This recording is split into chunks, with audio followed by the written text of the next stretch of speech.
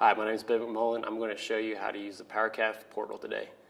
As the first thing you're going to do as you're logging into the portal is go to the website, which is https://powercaf.mfa-inc.com. Once you've gone to this site, you're going to come in and it's going to show you to the home screen, which will be right here. You're going to say log in.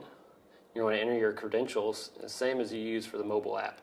So once you've done that, you'll be able into the app. And what it'll do is it'll bring you into form submissions and advanced search. That's going to be your default spot whenever you open the app or open the portal up. So whenever you open it up, you have a few options here. You can search by different IDs. So I have a cow named Z10. I'm going to search for that cow just off the advanced search. So when I pull that up, it'll pull up a list. I can see, okay, the Z10's already in there. I've entered some records in. I'm going to click on her. And it says I've got 5 submissions in there for calving. I've got 18 in there for cow status. I've got 1 death loss. So that tells you that I've already entered some information in for this cow. But if you want to see a little bit more specific, you can come to the left panel over here, and it's got every form that you filled out in the mobile app here, so you can search that data also. So when I select calving, I can see every calving submission I've ever entered in. And as this goes on, it could be quite a bit. So we've added some search features in here so you can find these calves more easily. So one thing you can do is search ascending, descending, and this is pretty easy. You just click on the header column. So I click on this and you can see it's switching ascending, descending. It's also got these 3 dots on the right side of the header column. You select on that and it gives you a few options on here. Ascending, descending like we just did, and it also give you an option to select which columns you'd like to see. So maybe there's some that you don't want to see in there. You can select to not see those anymore. Another feature is going to be the filter. You can filter by a couple different ways, as you can see right here. But I'm just going to do is equal to, and I want to search for my cow Z10 again. Alright, let's filter, see what I've got for Z10. And it will show exactly 4 submissions, are the only submissions I've had for Z10 and calving. And I can see in here, maybe I want to sort by the birth date in here. I can hit ascending, descending. I can see 14, 15, 16, 17. I can see 4 years of calving data right there, just off this search. And I can see different features, what her birth weights on these calves are. And maybe there's an error in some of these. Maybe it wasn't 80 for a birth weight and I want to edit that.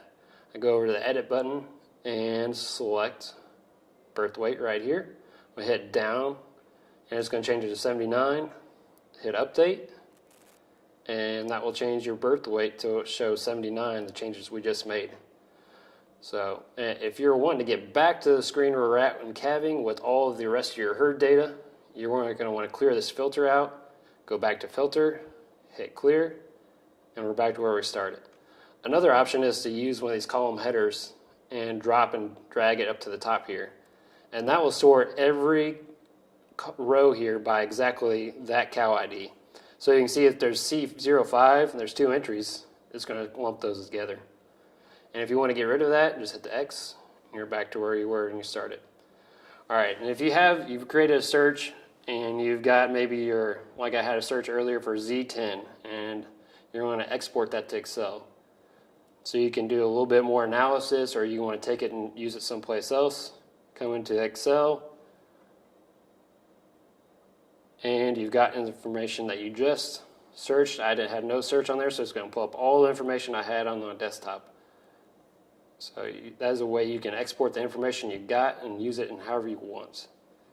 All right, next thing I want to show you is how to import data. I just showed you how to export data, but maybe you have some data you want to bring into this portal. So come over to import data. And it's got 3 steps that you have to follow to import data. The first one is going to be to download the template. The template is going to be exactly the same as what we've got here in breeding, except it's going to have an Excel format with each one of these as the columns, headers. So maybe if you want to do calving, you can come there. Any of these forms on the left-hand side in this panel, you can come and do that specifically. One thing you want to watch is to make sure you have calving up at the top so you're grabbing the right one. So you download the template. You enter all your information in. Next step is going to be to upload it into this computer. So you're going to select from the specific file wherever you saved it at. Once you've done that, you're going to want to validate the file. And if there's any errors in the validation, it's going to tell you exactly which cell these errors are.